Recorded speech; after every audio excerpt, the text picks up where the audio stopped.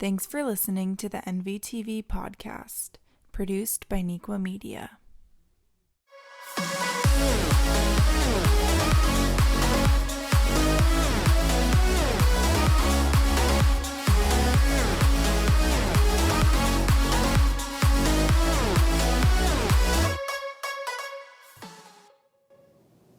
Welcome to this episode of the NVTV podcast. I'm Sarah Huck, and on today's show, we're going to be sitting down with a Niqua teacher who has recently published a new book. Joining me today is Mr. Rossi, the author of Mercutio and Juliet, and also an English teacher here at Niqua. Thank you for being here with me today. Thanks for having me, Sarah. So, just to kind of get other people more, how other people understand what your book's about. Yeah. Could you kind of give me a description of what the plot line is and Sure. right. What the book's essentially about? All right, so the book is about 16-year-old Ryan Foley, who is a student at a high school like this one.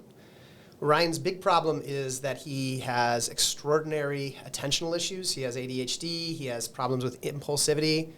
Essentially, whenever Ryan thinks something, he just does it. He has a difficult time sitting still. He has a difficult time waiting. He's a blurter. He's just an unregulated person. In the first paragraph of the book, he leaps from a car because his mom is asking him about chem class, and he doesn't want to talk about chem class, and so he just opens the door and jumps. And that's Ryan in a nutshell. So a kid like that has a hard time at school because to be successful at school, you have to sit still, you have to concentrate, you have to wait your turn, and Ryan just doesn't like to do that. Now, there's a lot of other things that's special about him. You know, he loves beauty. He loves beautiful things. He's very smart. He just has impulsivity issues. So after he does this, shocking thing, his mom takes him to the emergency room, and basically they tell him you need to change or you have to go away. And the offer that they make him is you can be part of a group that works on emotional regulation with teenagers. 5 nights a week, 3 hours a night, you can be with this group. And Ryan, who's a good boy and loves his mom, agrees because he sees what his behavior is doing to her. Ryan's problem, though, is when he gets to that group, he immediately falls in love. And he falls in love with a 16-year-old named Aurora. She goes to a different high school, but she is, in Ryan's estimation, the most beautiful woman who's ever lived. And he wants desperately to be closer to her. That's the setup. We take somebody who's trying to learn emotional regulation, and then we put him in a situation where he can't regulate himself at all, which is how we feel when we're in love, right? And when we're into somebody, when we're crushing on somebody, our brain just becomes a cul-de-sac, and we just keep going back to that person. We replay all the conversations, and we keep, fixating on that person. Under a brain scan, having a crush is visually indistinguishable from OCD. So everybody knows what this is. Mm-hmm.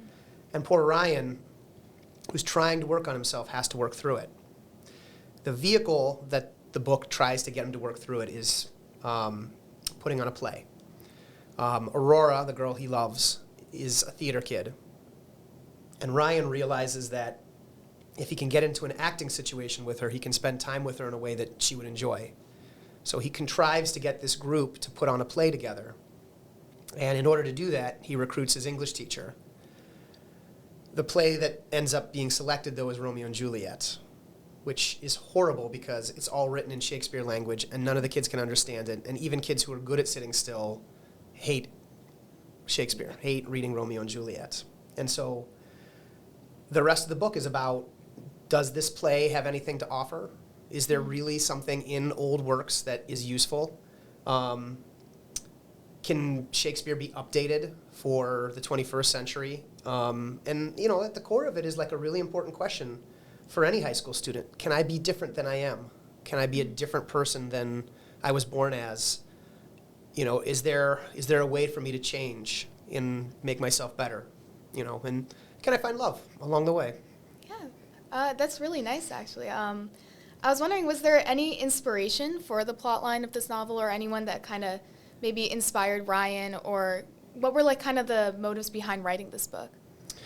Well, I got to spend a lot of time with a emotional regulation support group that is similar to the group that appears in the book. I spent a lot of time with those kids. I got to know them really well. I got to know their struggles. I got to know what they're good at, what they are, have a hard time with. I learned about the programming.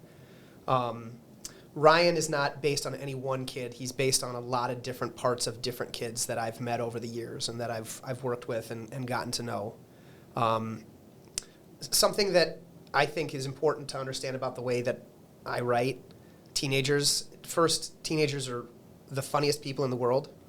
They're constantly using humor to sort of like get out of the awkwardness that they feel and also to connect with others. Like they just, sitting at a lunch table with teenagers is just joke. It's so fast. Even when they're distracted playing, Clash Royale, they're joking with each other. And so that's really important. Like Mercutio and Juliet is, it's a comedy. This is a funny book, and I want every page to have something funny on it because every day I'm at school I'm laughing, both with and at teenagers.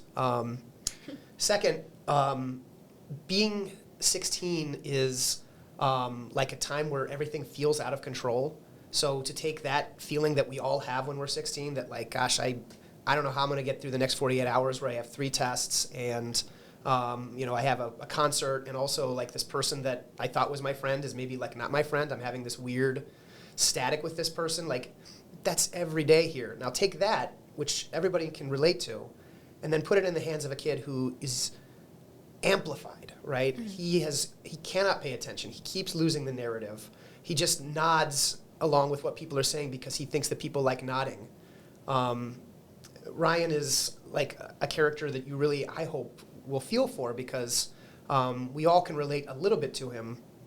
And like any good tragedy, it's nice to visit somebody who's worse than us, but we don't want to like live there. And that's what I hope is appealing about Ryan. So that's where the ideas came from. As the characters were created and as I began to explore what they were like and how they related to one another, the story changed a little bit. It was important for me, for example, for Ryan to have a neurotypical sister who is younger than him and has to live in a house where all of the attention goes to Ryan because he's always on fire, and so the parent always has to, be paying attention to the kid who's setting things on fire. But his sister is just a smart, sweet kid who doesn't get the attention that she deserves. And as I was writing the book, that character kept talking to me and kept saying, hey, what about me? What about me? And I realized that she had to be a much bigger part of the story because her whole arc is how, in a family where there's one person who needs more help, the other person might not get it. And so the book evolved as it from like its initial planning stages as I got writing it and got to know the characters better.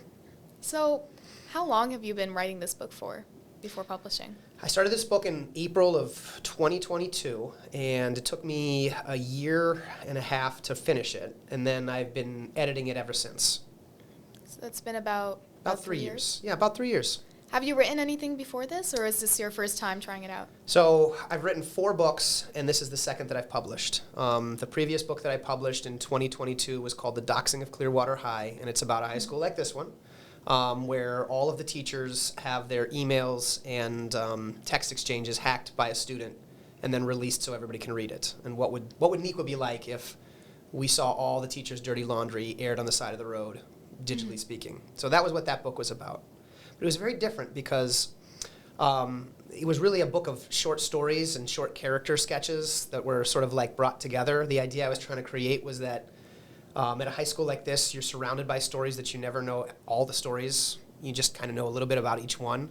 And that's how the book was constructed, which for me was interesting to write, but it was a lot to keep track of if you're a reader because you've got all these interweaving stories. Mm-hmm. This book is just the story of Ryan and Aurora falling in love and trying to get better. And so my hope is that readers will really enjoy, just the central narrative, which is moves very fast because Ryan is a very fast character. My hope is that they'll really be swept up in the story. So with this book, especially since the last book you published, I guess, had a different structure as well. Yeah. What would you say was one of your biggest challenges with writing it, maybe along the process, or maybe even after writing it with publishing and editing? There are a lot of challenges that go into writing a book. It just starts with having the discipline to sit down and write the book. This book is about 88,000 words long, right? And so you want to set aside some time every day to try and do a little chunk of it and a little chunk of it, and having the discipline and motivation is challenging on its own. But what I really wanted to do was look at a lot of different teenagers in this. Romeo and Juliet has, about 18 speaking parts. Some of them are big, some of them are small. But I needed a cast of teenagers who could credibly put on Romeo and Juliet. And so I had to think of, what are their issues? What brings them to this support group? How are their voices different? How do I service each character so that they have their own narrative arc and they have their own sort of story that's going on? And then thinking about how it can parallel what's happening in Romeo and Juliet was an interesting challenge too. And as an English teacher, we all have conversations about the role that literature plays in our classroom. I think every student, myself included, when they go through and read something that's hundreds of years old, asks the question, why are we still reading this? If this happened to somebody hundreds of years ago, then what possible bearing could it have in a world where there are automatic weapons and cell phones and things like that? What possible value could this be? Let's read something that speaks to us now, who we are now. So one of the challenges for me as an English teacher is, if I write this book, how do I feel about Romeo and Juliet? How do I feel about it being taught? How do I feel about it being put into the hands of teenagers? How do I feel about its accessibility or applicability? What can it mean to their life?